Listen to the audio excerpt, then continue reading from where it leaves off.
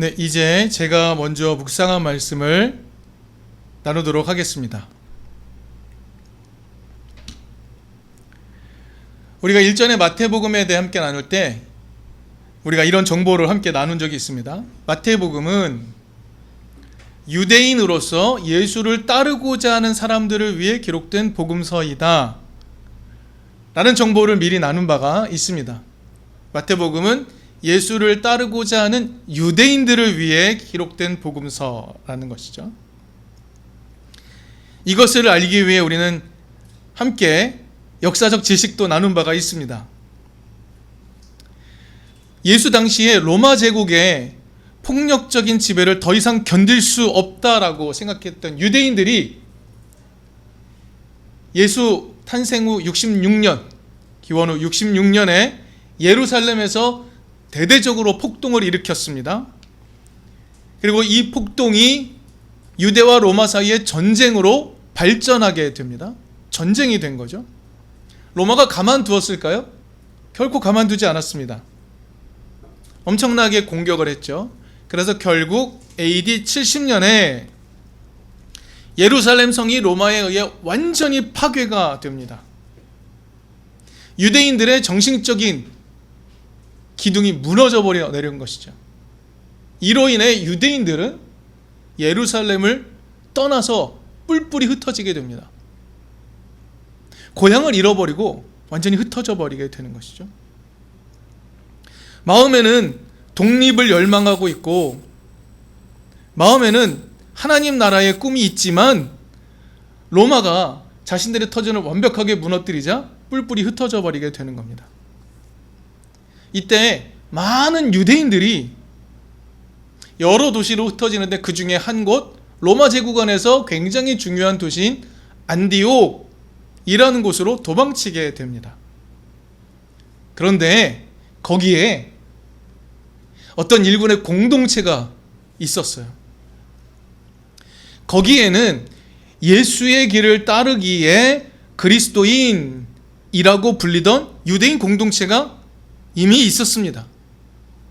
그리고 예루살렘 성이 완전히 무너져 내려서 자신의 고향을 잃어버리고 뿔뿔이 흩어져 온 사람들이 그 공동체를 만나게 됩니다. 도망쳐온 유대인들이 그리스도인 공동체에 합류하게 되는 것이죠. 그들은 두려움에 가득 차 있었습니다. 분노에 가득 차 있었어요. 절망에 가득 차 있었습니다. 그렇게 안디옥으로 찾아왔을 때 안디옥에 있던 그리스도인 공동체가 그 유대인들을 맞아들이고 자신들이 따르는 예수, 즉 참된 유대인으로 살았던 예수의 길, 그 예수의 길은 어떤 의미가 있는가를 깨닫도록 하기 위해 마태복음이 기록이 됩니다.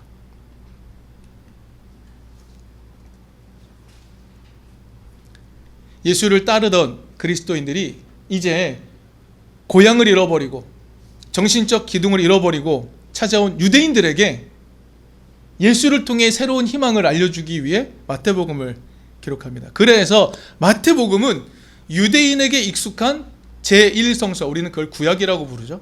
제1성서의 말씀을 계속 인용해서 예수를 설명합니다. 마태복음은요, 예수를 모세와 같은 존재로 설명합니다. 그래서 예수와 모세를 비교하기 위한 이야기들을 집어넣어 두었습니다. 특별히 오늘 읽은 본문 뒤에 어떤 이야기가 나오죠? 여러분 기억하시듯이 예수가 어린아이들을 죽이려고 하죠. 그래서 이집트로 피신을 갔다가 다시 돌아오는 이야기, 이 이야기가 등장합니다. 이 이야기를 굳이 넣은 이유는 무엇인가? 예수가 모세와 비견되는 인물이라는 것을 말해주기 위함입니다. 누구에게 말해준다고요? 고향을 잃어버리고 정신적 기둥을 잃어버리고 찾아온 유대인들에게 예수가 모세와 비견되는 인물이라고 가르쳐 주려고 하는 겁니다. 새로운 모세다. 이것을 새로 합류한 유대인들에게 알려주기 위해서 이런 이야기를 기록합니다. 더불어 마태복음은요, 예언서의 말씀도 많이 넣습니다. 많이 인용해요. 그래서 예수가 구약에서부터 이미 우리에게 찾아오기로 약속된 인물이라는 것을 알려주려고 하죠. 특별히 이사야서의 말씀을 많이 인용합니다. 더불어 오늘 본문 23절 우리가 읽었죠. 잘하는 말씀이죠. 이 말씀 또한 이사야 7장 14절의 말씀을 그대로 인용한 것입니다. 같은 말 같아 보입니다. 여러분, 이 두 구절 우리가 보면서 한번 생각해 봅시다. 이 두 구절의 주제는 무엇입니까? 무엇이 강조되는 겁니까? 마태복음 1장 23절이 말하듯이 동정녀가 잉태하였다가 주제일까요? 그게 주제일까요? 그렇지 않습니다. 여러분, 이사야서 7장 14절에서 처녀가 잉태하여라고 나오지요. 여기서 말하는 처녀는 동정녀를 말하는 게 아닙니다. 결혼 정년기의 여성, 임신할 수 있는 여성을 의미하는 단어일 뿐입니다. 그런데 이것을 마태복음 1장 23절이 인용하면서 그것을 동정녀로 번역을 합니다. 그 앞에, 오늘 본문 앞에 나온 이야기 있죠. 마리아가 남자를 알지 못한 상태에서 성령에 의해 아기를 갖게 되었다라는 매우 신화적인 설명을 뒷받침하기 위해서 이런 표현을 합니다. 그럼 여러분 좀 고민해 볼까요? 그러면 동정녀가 잉태하였다라는 말, 이게 주제가 될 수 있을까요? 그렇지 않습니다. 이사야 7장 14절과 마태복음 1장 23절의 공통된 주제는 무엇이냐면 임마누엘입니다. 임마누엘이 무슨 의미죠? 하나님이 우리와 함께 하신다라는 뜻입니다. 여러분, 우리라는 표현에 주목해 주십시오. 하나님이 우리와 함께 하신다라는 것입니다. 그럼 여러분, 이사야서 7장 14절의 말씀의 배경을 좀 먼저 좀 살펴봅시다. 어떤 배경에서 이 말씀을 한 건가? 어떤 배경에서 임마누엘이라는 메시지를 주신 것인가? 고민해 볼 필요가 있습니다. 이스라엘이 남북으로 분단이 되죠. 남유다 왕 아하스라는 왕이 있습니다. 그런데 이 아하스 왕을 계속해서 공격해 오는 두 나라가 있었어요. 북쪽의 이스라엘과 좀 더 북동쪽의 시리아, 성경은 아람이라고 말합니다. 북이스라엘의 베가 왕하고 아람 왕 르신 둘이 연합해서 남유다를 공격해 오는 거예요. 그들이 계속 공격했지만 예루살렘 성을 함락하지는 못했습니다. 그러니 예루살렘 주변에 자신들을 무너뜨릴 수 있는 전쟁이 상존하고 있는 거죠. 두려움이 있는 겁니다. 그 공포 가운데 있는 거예요. 두려움에 떨고 있는 겁니다. 이때 하나님이 이사야를 통해서 아하스에게 이런 메시지를 전달합니다. 그들의 계략은 성공하지 못할 것이야. 그러니 두려워하지 말아라 라고 전하는 거예요. 그런데 아하스가 받아들이지 않습니다. 왜요? 자기 눈에 보이는 현실은 두려움이거든요. 공포거든요. 좌절입니다. 극단적 두려움에서 벗어나지 못합니다. 그러자 하나님이 이사야를 통해 7장 14절의 말씀을 전하게 하는 겁니다. 이사야 7장 14절, 주님께서 친히 다윗 왕실의 한 징조를 주실 것입니다. 보십시오, 처녀가 잉태하여 아들을 낳을 것이며 그가 그의 이름을 임마누엘이라고 할 것입니다. 지금 어떤 상황이라고요? 자신들의 적들이 도성을 둘러싸고 있는 상황입니다. 이제 공격해 올 거예요.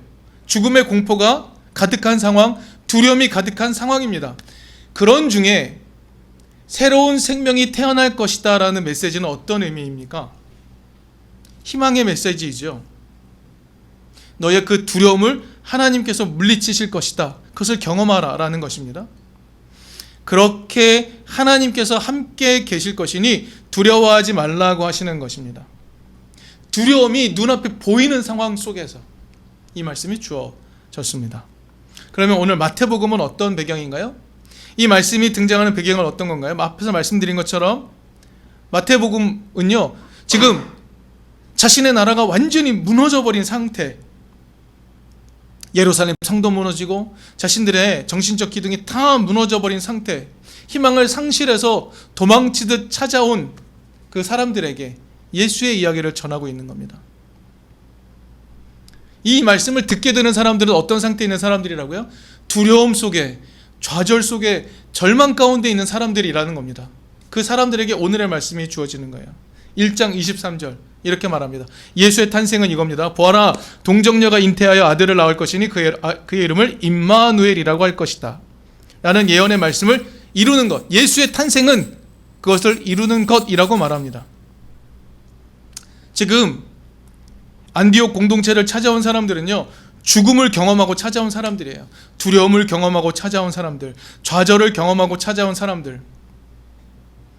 이 사람들에게 새로운 생명으로 오셨던 예수의 탄생은 임마누엘의 상징이라고 전하고 있는 겁니다. 자, 지금까지 여러분 어찌 보면 지루한 얘기죠. 왜요? 여러분, 두려움과 좌절 가운데 휩싸여 있는 사람에게 임마누엘이라는 말이 진짜 위로가 될 수 있습니까? 여러분, 우리가 지금 두려움과 좌절 가운데 휩싸여 있을 때 하나님이 우리와 함께 하신다라는 말이 정말로 위로가 됩니까? 그게 어떤 위로가 되죠? 여러분 어떻게 생각하십니까? 여러분, 하나님이 함께 하신다 라고 말할 정도가 되려면 뭐 어떤 일이 필요할까요? 지금 두려움과 절망과 좌절 속에 있는 사람에게 하나님이 함께 하신다가 위로가 되려면 어느 정도의 일이 벌어져야겠습니까? 진짜 유대인과 하나님이 함께 계신다면 예루살렘 성전이 무너지지 않아야 되겠죠. 오늘날에도 하나님이 우리와 함께 하신다면 우리 삶의 자리 곳곳에서 우리의 삶이 무너지는 일은 없어야 할 것 아닙니까? 그게 임마누엘 아닐까요? 이 질문을 오늘 우리에게 다시 한번 고스란히 가져와 보면 임마누엘은 어떻게 경험되는 것이고 어떤 의미로 위로가 된다라고 말할 수 있는 것일까요?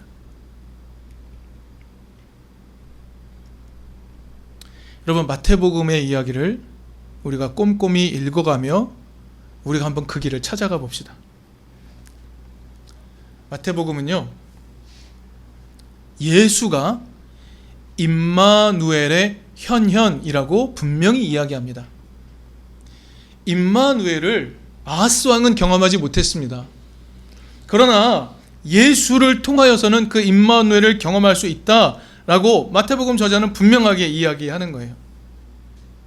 예수를 통해서 하나님께서 함께 하심을 경험할 수 있다라고 알려주고 있죠. 자, 그러면 예수는 어떻게 가르치셨고 어떤 것을 권하셨는지 우리 한번 살펴봅시다. 예수는 사람들에게 하나님과 함께 할 수 있는 방법을 알려주세요. 무엇을 통하여? 기도를 통하여. 마태복음 6장 6절 이렇게 말합니다. 너희는 기도할 때에 골방에 들어가 문을 닫고서 숨어서 계시는 네 아버지께 기도하여라 라고 말합니다. 하나님께서 숨어서 계신다라고 표현하고 있어요. 개역 개정 성경에서는 은밀한 중에 계신다라고 표현됩니다. 여러분, 골방에서 우리의 숨겨진 깊은 내면 그 자리로 들어갈 때 거기에 하나님이 함께 계신다라고 예수는 가르치고 있습니다. 하나님이 함께 하심을 어디서 경험할 수 있다라고 가르치시는가? 은밀한 중에 기도할 때 하나님을 경험할 수 있다고, 하나님의 함께 하심을 경험할 수 있다고 예수가 가르치고 계시는 겁니다. 예수는 사람들에게 말씀하십니다. 자신의 가장 깊은 내면을 찾아갈 수 있는 골방에서 하나님께서 함께함을 경험할 수 있다. 여러분, 골방에서 기도할 때 이미 하나님이 우리 내면 깊은 곳, 우리의 중심에 계셨다는 사실을 발견할 수 있다라고 예수는 가르쳐주고 계십니다. 여러분, 다른 세상을 차단하고 은밀한 곳으로 들어가는 이 시간이 매우 중요합니다. 예배가 바로 그런 시간이죠. 예배는 일주일에 1시간 우리를 둘러싸고 있는 수없이 많은 생각들과 수없이 많은 두려움들을 걷어내고 온전히 하나님 안으로 찾아가는 길입니다.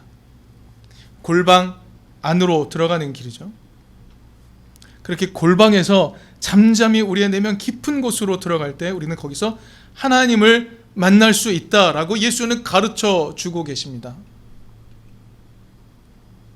여러분, 성경 곳곳에 예수께서 홀로 기도하셨다는 장면이 나오지요.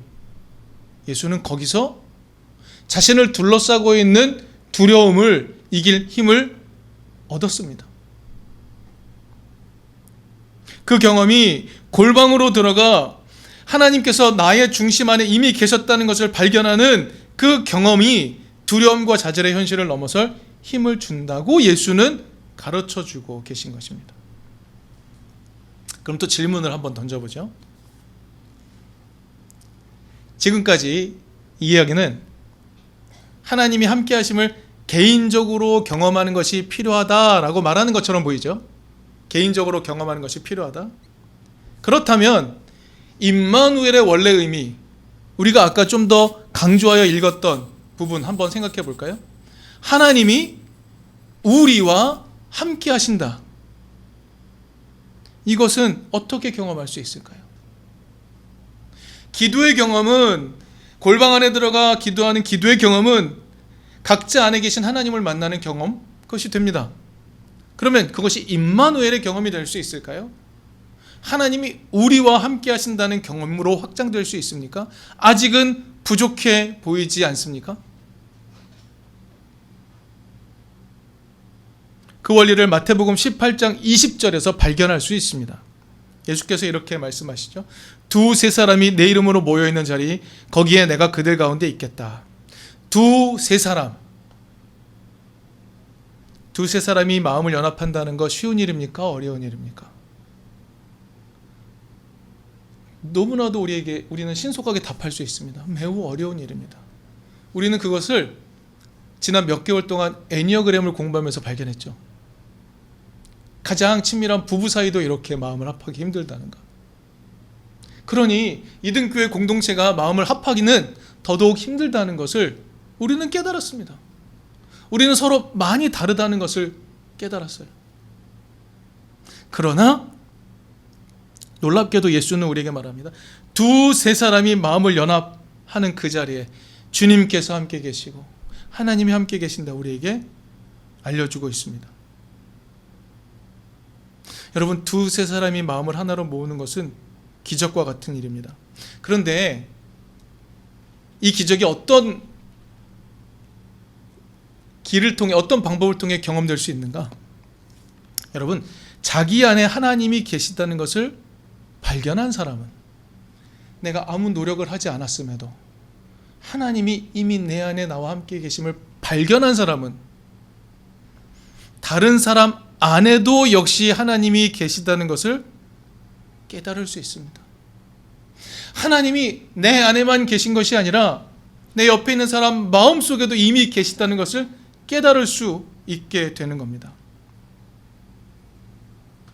하나님이 자신의 깊은 곳에 함께 하심을 경험하여서 두려움과 고통의 세상 속에 용감하게 나갈 수 있다는 것을 경험한 사람은 그 하나님이 다른 사람 안에도 계시다는 것을 깨닫게 되는 거죠. 저 사람 안에도 이미 하나님이 계시다는 것을 깨달은 사람은 두세 사람이 함께 모이는 일을, 마음을 모으는 일을 마침내 해낼 수 있게 되는 겁니다. 근데 여러분, 이 과정이 쉽지 않습니다. 두세 사람이 마음을 열어놓는 일이 쉬운 일인가요? 그런 자리가 필요하죠. 우리에게 공부의 자리가 필요했듯이 우리가 서로 대화하고 왜 그렇게 생각했는지, 왜 그런 고통 가운데 있는지를 서로 대화하는 시간이 필요합니다. 이 대화가 벌어지는 장소는 어디였습니까? 축제의 자리였습니다. 마태복음 11장 19절 예수의 별명이 나오죠. 예수의 별명, 사람들이 예수에게 뭐라고 별명을 붙였습니까? 인자는 와서 먹기도 하고 마시기도 하니 그들이 말하기를 보아라, 저 사람은 마구 먹어대는 자요 포도주를 마시는 자요 세리와 죄인의 친구다 한다. 예수는 두세 사람이 함께 만날 수 있도록 하기 위해 먹는 자리, 마시는 자리가 일상적으로 벌어지도록 만드셨던 것입니다. 이렇게 이웃과 함께하는 것을 통해서 서로 안에 계신 하나님을 발견할 수 있는 기회가 생겨나는 거죠. 우리는 서로 다른 존재들이지만 한 하나님이 우리 안에 계시다는 것을 경험할 때 우리는 임마누엘을 경험할 수 있는 겁니다. 하나님이 우리와 함께 계신다. 저는 이것을 두 가지 명제로 나누어서도 이해할 수 있다고 생각합니다. 하나님이 여기에 계신다. 우리와 함께 계신다. 우리가 있고 하나님이 있다는 것, 이 두 가지의 의미로도 해석할 수 있다고 생각합니다.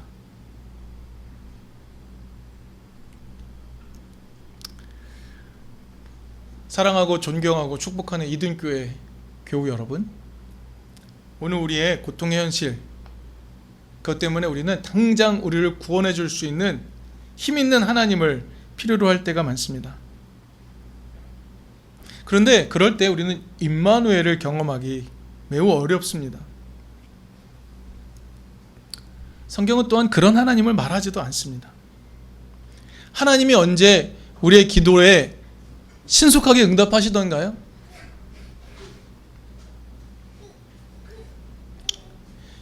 사랑하는 여러분,